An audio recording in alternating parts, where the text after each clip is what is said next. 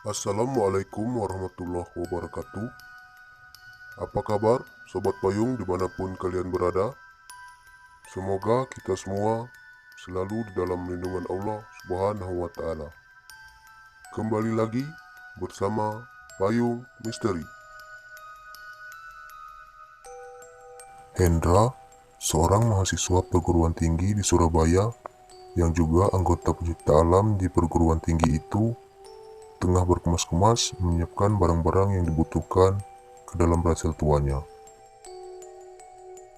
Hari ini ia bersama 4 orang rekan sesama anggota pecinta alam berencana hendak mendaki Gunung Welirang. Sebenarnya bukan baru kali ini mereka mendaki gunung itu. Tapi hari ini mereka akan mencoba rute baru yang belum pernah mereka tempuh sebelumnya. Setelah berpamitan dengan ibunya, Hendra memacu motornya menuju kampus di timur Surabaya. Di sana telah menanti 4 orang sahabatnya, yaitu Dedi, Sigit, Khairul, dan Erni. Erni adalah ketua rombongan dan satu-satunya wanita yang turut dalam pendakian itu. Dengan memperhitungkan waktu yang akan mereka jalani dan resikonya, mereka sengaja membawa perbekalan lebih dari biasanya. Dipimpin oleh Khairul, mereka bersama-sama berdoa terlebih dahulu. Kegiatan wajib yang harus dilakukan sebelum berangkat ke lokasi tujuan.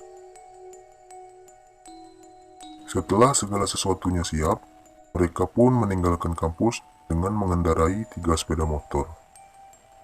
Sepeda motor itu kemudian dititipkan di terminal dan mereka menumpang kendaraan umum menuju ke arah Malang. Dan berganti kendaraan umum lainnya yang mendekati dusun sebagai lokasi awal menuju rute pendakian. Singkat cerita, mereka pun memulai perjalanan dengan jalan kaki saat matahari tepat di atas ubun-ubun. Beberapa rumah penduduk dan hamparan pematang sawah telah mereka lalui. Pepohonan dan semak belukar mulai menghiasi kiri kanan jalan setapak. Sesekali mereka berpapasan dan menyapa penduduk desa yang memikul beberapa ikat kayu di pundaknya. Makin ke atas, jalan setapak itu makin terjal. Udaranya pun makin terasa sejuk. Hal ini membuat Hendra dan kawan-kawannya makin bersemangat. Kicauan burung dan gesekan dedaunan yang dihembus angin menjadi kidung pengiring langkah mereka. Namun cuaca yang semula cerah mendadak berubah mendung. Disusul kemudian dengan jatuhnya rintik-rintik air yang mula-mula jarang makin menjadi deras. Hendra dan kawan-kawannya bergegas menuju ke bawah pohon yang cukup rindang. Serentak mereka menurunkan ransel di punggung masing-masing dan mengeluarkan jas hujannya untuk kemudian dikenakan. Setelah itu, mereka melanjutkan perjalanan menembus guyuran hujan dan sesekali dentuman guru di langit yang gelap. Jalan setapak menjadi agak licin yang membuat mereka kadang terpeleset. Erni mengisyaratkan kepada anggotanya untuk lebih berhati-hati dalam langkah. Ia menghentikan langkahnya saat Hendra memanggilnya dan agak berteriak.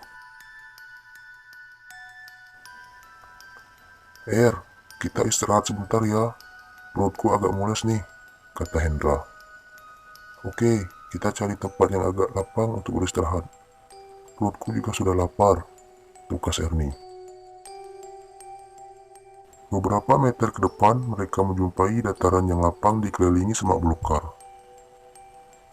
Di tempat itu, mereka mendirikan sebuah tenda untuk berlindung dari siraman hujan yang tak kunjung reda. Setelah membantu memasang tenda, Hendra bergegas meninggalkan rekan-rekannya. Di belakangnya menyusul Dedi. Aku ikut Hen, aku juga mau buang air kecil, kata Dedi.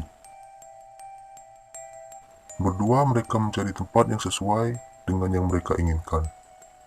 Hen, kamu agak jauh sana, biar baunya nggak nyebar kemana-mana, kata Dedi dengan nada bercanda.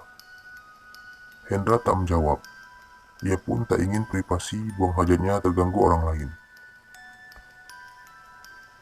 Setengah berlari, ia masuk ke hutan yang lebih dalam. Belum jauh ia melangkah, matanya melihat atap sebuah bangunan di balik rimbunan pohon. Sejenak ia merasa heran. Di hutan begini ada juga rumah, pikir Hendra. Tapi ia segera menepis keheranannya karena desakan di dalam perutnya makin kuat. Lumayan, ada tempat yang nyaman untuk buang hajat daripada di tempat sembarangan, katanya dalam hati.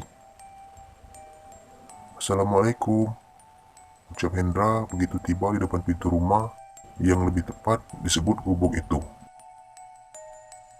Kondisinya cukup memprihatinkan. Di beberapa bagian dinding dan atapnya terlihat bekas-bekas hangus. Karena tak ada yang menyahut, Hendra berjalan ke samping dan menemukan semacam bilik mandi beratapkan daun lumbia yang bersebelahan dengan gubuk itu. Tanpa pikir panjang, Hendra bergegas masuk. Begitu melihat ada kakus dan segentong air di sisi kakus, Hendra pun melepas hajatnya. Usai buang air besar, Hendra kembali ke depan gubuk dan berharap bertemu pemiliknya untuk sekedar mengucapkan terima kasih.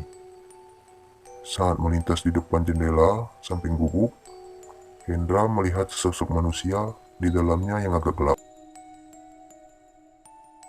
Hendra melolongkan wajahnya ke jendela dan samar-samar melihat seorang wanita tengah menggendong bocah perempuan yang berumur sekitar 2 tahunan berdiri menatapnya. Maaf Bu, saya baru saja pinjam kakusnya. Tadi tidak ada orang, jadi saya nyelonong saja ke dalam, ujar Hendra dengan agak tersipu-sipu. Tapi wanita itu tak menjawabnya. Karena terburu-buru, Hendra segera berlalu dari situ setelah mengucapkan terima kasih dan permintaan maaf sekali lagi. Hujan sudah mulai berkurang, tapi jalanan yang dilalui masih licin. Sesampainya di tenda dan tempat rekan-rekannya berkumpul, ada seorang laki-laki setengah baya tengah bercakap-cakap dengan Ernie dan Sigit di luar tenda. Dari seragam yang dikenakan di balik mantel hujannya, Hendra tahu kalau laki-laki itu adalah petugas penjaga hutan yang seperti biasa ia temui saat melakukan pendakian. Sudah lega, Hen? Tanya Sigit. Hendra tersenyum sembari menjawab. Belum, untung ada kakus di sana. Kakus? Mana ada kakus di hutan begini? Oh iya Pak, ini Hendra, anggota tim saya. Hen, kenalin, ini Pak Toyib, pengawas hutan ini, kata Ernie sambil memperkenalkan Hendra kepada petugas itu. Maksudku ada rumah di sana dan aku numpang di kakusnya, ujar Hendra. Maksudnya Hendra, rumah gubuk di dalam hutan itu, sela Pak Toyib. Iya Pak, tadinya saya kira kosong, tapi setelah selesai buang air, saya baru bertemu dengan penghuninya, jawab Hendra. Penghuninya? Tanya Pak Toyib dengan dahi mengernyit. Memangnya Nak Hendra bertemu siapa di sana? Seorang wanita dan anaknya. Benarkah? Sekali lagi petugas itu bertanya seakan tak percaya dengan jawaban Hendra. Betul Pak. Kenapa? Bapak kenal dengan mereka? Hendra menatap Pak Toyib dengan wajah penasaran. Pak Toyib terdiam sesaat. Hendra berpandangan dengan Ernie. Petugas bermantel kuning itu memalingkan wajahnya ke arah hutan di mana gubuk itu berada. Apakah Nak Hendra sempat bertatap muka dan bicara dengan mereka? Ya Pak, tapi mereka tak menjawab. Mereka diam saja di dalam gubuk yang agak gelap itu. Mungkin mereka takut pada saya. Bapak kenal dengan mereka? Jawab Hendra sambil mengulangi pertanyaannya. Saya kenal baik dengan mereka. Namanya Misna dan anaknya Ratri. Pak Toyib menjawab dengan suara lirih.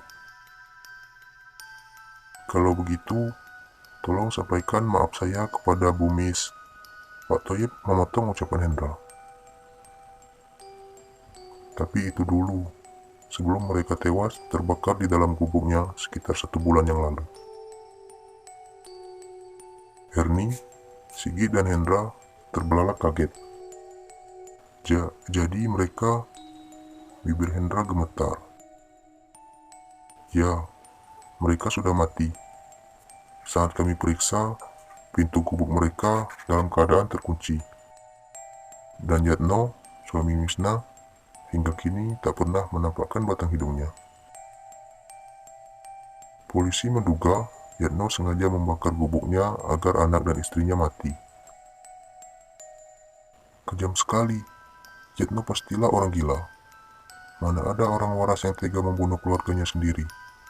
Tukas Ernie dengan nada emosi. Konon kabarnya, Yatno mendengar isu di kalangan penduduk sini kalau Bu Misna berselingkuh dengan seorang pedagang sayur dari Blitar. Dan Ratri diisukan hasil perselingkuhan itu. Tadinya Yatno tidak percaya, tapi ya namanya juga manusia, sangat mudah dirasuki iblis. Mungkin karena itu Yatno jadi kalap. Hendra menundukkan kepalanya. Tubuhnya gemetar dan jantungnya berdegup kencang. Masih jelas di pelupuk matanya tatapan wanita dan bocah perempuan dalam gubuk itu.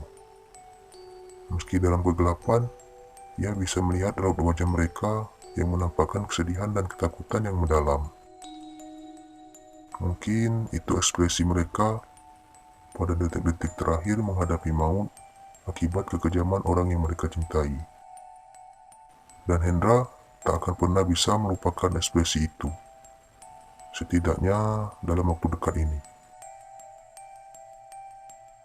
Itulah cerita tentang bertemu gubuk hantu di Gunung Welirang yang pernah terjadi di sekitar kita. Cerita tersebut bukan bermaksud untuk menakut-nakuti sobat payung sekalian, namun untuk mengingatkan kita semua bahwa mereka ada di sekitar kita. Ingat, tidak terlihat bukan berarti tidak ada. Wassalamualaikum warahmatullahi wabarakatuh.